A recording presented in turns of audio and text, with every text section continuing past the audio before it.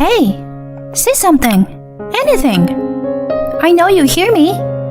My mother-in-law and husband, who seem completely oblivious to my voice, even though we are in the same living room. Mom, can you hear anything? What? I can't hear anything.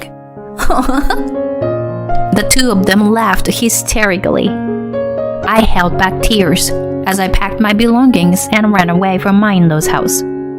My name is Iris, and I am 34 years old. Lately, I've been recognized for my achievement at work and even praised by my boss. I'm in a really good mood.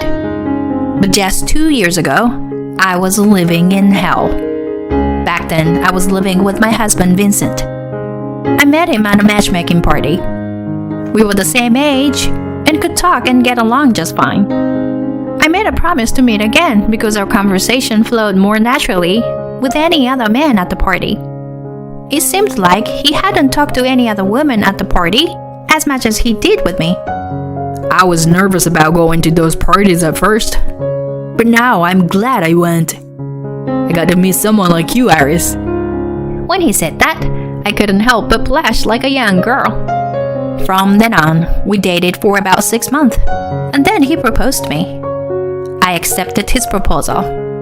Both Vincent and I were being pressured by our parents about getting married, so we were both positive about it. And then, about 3 months after our wedding...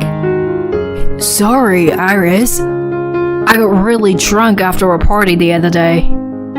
It seems like my wallet got stolen, and my card was used. My bank account is empty now. I can't afford our living expenses, so I was thinking of relying on my parents' help. Vincent said that to me while kneeling down and begging. I was truly surprised by his confession. Indeed, a few days earlier, when I couldn't reach him after the drinking party, I went to look for him. I found him sitting and sleeping in a corner of a nearby alley. He must have had his wallet stolen before I found him. Suddenly, living with your parents? How about I contribute more to our living expenses for a while? When I suggested that, Vincent shook his head. Do you even know how much the mortgage is? There's no way you can afford it. His words struck a chord with me. Perhaps Vincent doesn't know how much I earn, I thought. But before I could correct him about my income, an unbelievable statement came out of his mouth. Besides, I've already talked to my mom about moving in, so you don't have to worry about anything. Huh? You've already talked to her? I felt like I was losing consciousness. I'm not particularly close with my mother-in-law.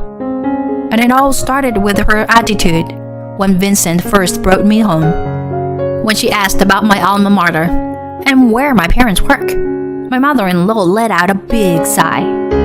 What? He's chosen such an ordinary woman. My mother-in-law said it loudly as if she wanted me to hear. At that time, my husband was in the kitchen, so he probably didn't hear her voice. I was shocked to hear those words and froze in place. Furthermore, my mother-in-law acted as if she knew everything about me. I'll allow the marriage, but don't drag Vincent down. She said that with a harsh gaze. It seemed like my mother-in-law didn't want to accept me as her son's wife. Living with a mother-in-law like that, my spirit felt heavy. I don't think her personality would change even if we became a family. A few years before I met Vincent, I heard that my father-in-law couldn't bear living with my mother-in-law, and they got divorced. When I asked my husband about what happened, he just said, "It was probably some stupid fight." He didn't seem to take their divorce too seriously. And shortly after we moved, my anxious feelings were proven right. When Vincent and I arrived at my in-laws' house with the movers, my mother-in-law said, "Vincent, welcome, honey. Now, go rest in the living room. I'll get some snacks and tea for you."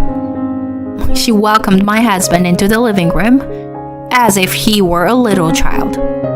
Hey, Can you do something about this baggage? My mother-in-law said to me coldly from the entrance. I don't understand why she treats me so badly, but I reluctantly instructed the movers on what to do with the bags and unpacked everything myself. Huh? You still haven't finished unpacking my bags? Normally, the wife unpacks the husband's bags first, right? As I unpacked without taking a break, my husband said such a ridiculous thing. I became worried if I continue like this from the very first day. But I decided to gather myself and not give up. Maybe it's because I accepted their words without saying anything that they feel free to make fun of me. I decided the next time they say something, I'll respond properly. But that decision might have been a mistake. It happened when I went to work and came back home. Since my husband's workplace is closer to my in-laws' house, Vincent comes home earlier than I do. When, who arrived home later than Vincent, was approached by my mother-in-law. Hey, Iris! What do you think you're doing? Normally, you should have come home before your husband and prepared dinner. My mother-in-law stood at the entrance scolding me. Am I not even allowed to take off my shoes and enter the house? I thought myself that I had to say something to my mother-in-law this time. I work as a full-time employee, just like Vincent. Besides, my workplace is farther from his. So it's only natural that Vincent comes home earlier than me, even if it's the regular working hours. I try to calmly explain this to my mother-in-law, not letting my emotions get the best of me. Upon hearing my words, she turned red and went to the living room. I sighed and took off my shoes before entering the house. That's when it all started. Vincent and my mother-in-law began ignoring me. Initially to the extent that it seemed like they couldn't hear my voice. But when I spoke a bit louder, both of them reacted, and we could have important conversations. However, as this continued for more than a few months, even I, with my patience, realized that something was off. Could it be that they were purposely avoiding me? I asked Vincent about it when we were alone, and he gave me an exasperated look and responded, That can't be true, right? You're just being paranoid. However, after that, the blatant disregard from my husband and mother-in-law became even more apparent. Vincent, I want to talk about our finances this month. Even when I try to initiate a conversation, my husband would ignore me. Thinking that maybe he didn't hear me, I raised my voice, but he just stood up and went to his room. My mother-in-law did the same, not even attempting to look in my direction. When I called out multiple times, she raised the volume of the TV, drowning out my voice. The TV was so loud that I covered my ears and left the room. I couldn't understand the reason behind all of this, and these days I felt increasingly down. Nonetheless, I continued to do household chores like laundry, cleaning, and cooking. I believed that if I remained silent, they would eventually start talking to me properly. But 1 year had passed since Vincent and I moved into my in-laws' house. At that time, I met someone through work who made me question things about Vincent. I wanted to ask my husband about it, but as usual, he didn't respond to me. Hey, can you say something? Anything? You can hear my voice, right? We're all in the same living room. There's no way they can't hear me. Hey, Mom, can you hear anything? What? I can't hear anything. They both laughed and didn't even look at me. That's when I realized, they just want to hurt me. They're no longer my family. With that thought, I packed my belongings and left my in-laws' house. Shortly after, I filed for divorce. A few months later, I found out that Vincent had completed the necessary procedures, and I returned to being single. I decided to change jobs as well, because I didn't want Vincent to know about my new workplace. After settling into my new life, I moved out of my parents' house and started living on my own. And it was during this time, at my new job, that I had a fateful encounter. I met a man named Mike for the first time at a coffee shop near the office. It all started when I picked up the loose change that fell out of his wallet. Oh, I'm sorry. Thank you very much. Saying that, he treated me the coffee I was buying. At that time, since we hadn't exchanged names or anything, I thought we wouldn't meet again. However, we happened to run into each other at work on another day. Mike and I had several such coincidental encounters, and about 6 months after we first met, we officially started dating. Since I had some time after meeting Mike, I felt comfortable starting a relationship with them. He also trusted me. After a few years of dating, we decided to live together with the intention of getting married. And after a while, we officially registered our marriage. By the time, I had completely forgotten about my ex-husband. However, suddenly, I received a message from Vincent. Since we hadn't been in contact, I had forgotten to block him. The abrupt email contained the following message: Mom passed away, come to the funeral. Why would I, the ex-wife, who divorced many years ago, have to attend my ex-mother-in-law's funeral? I told my current husband Mike about this. Would you at least go to the wake? After all, she was someone you were involved with in your life, and I'll go, as your husband. That's what Mike said. But honestly, I didn't want anything to do with them ever again.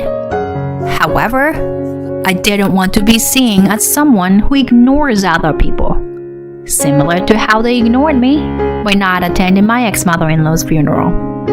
Besides, I had Mike by my side. Looking back, I can't say that I completely severed ties with Vincent in my past relationship. I merely ran away. Now, I can put a proper end to that relationship this time. Thinking that, I went to the funeral of my ex-mother-in-law with Mike. When Vincent saw me, he approached me with a smirk on his face, which was inappropriate for a funeral. It had been years since I last saw my ex-husband, and it seemed like his face had gotten a bit rounder, perhaps due to unhealthy habits. Hey, Iris.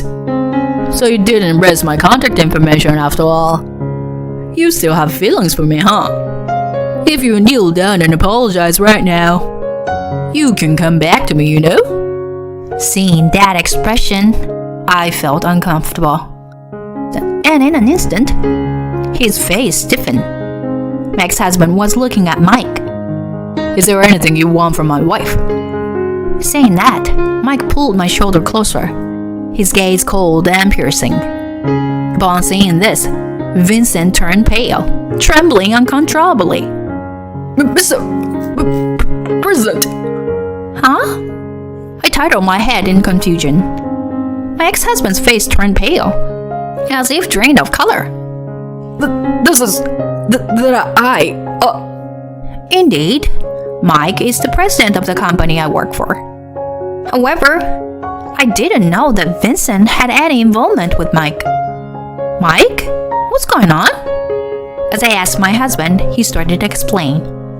Actually, I didn't tell you anything, but I decided to investigate your ex-husband because I thought something might happen to you.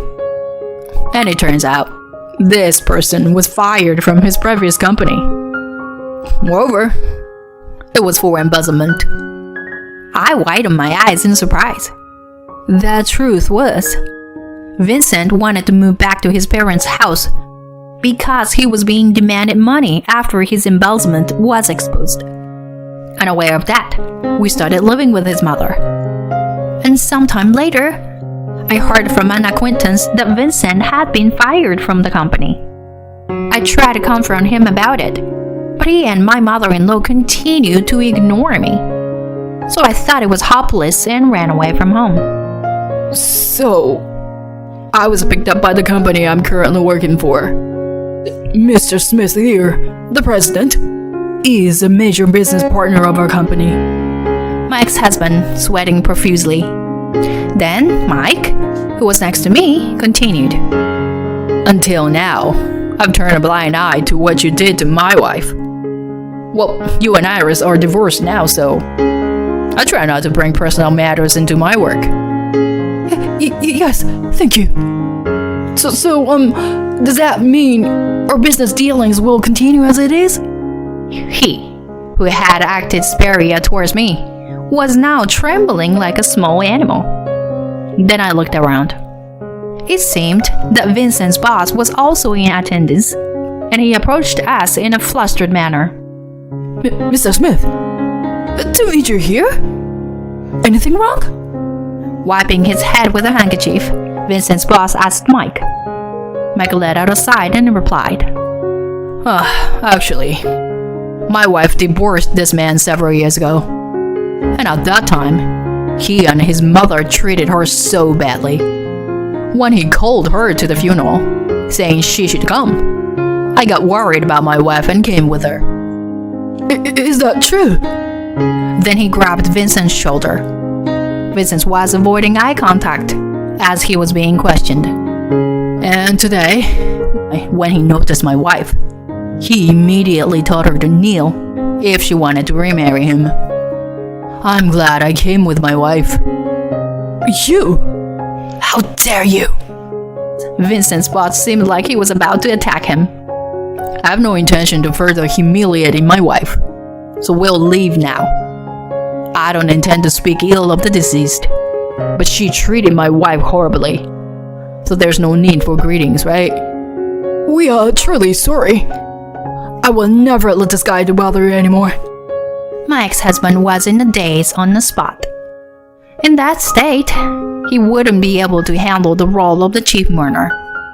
Well, it has nothing to do with me and Mike anymore. A few days later, actually, I received a call from that trading company. It seems your ex-husband was fired. Mike spoke up. Huh, fired? Yeah. They said he was fired without me even saying anything. They apologized for making you uncomfortable as well. It seems he was embezzling expenses at his current company too. People never change, huh? I couldn't help but sigh.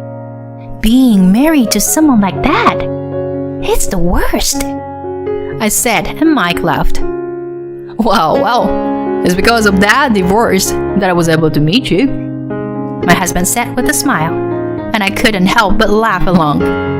In the next spring, a new family member will arrive. I want to build an even happier family with my kind husband and look forward to the birth of our child.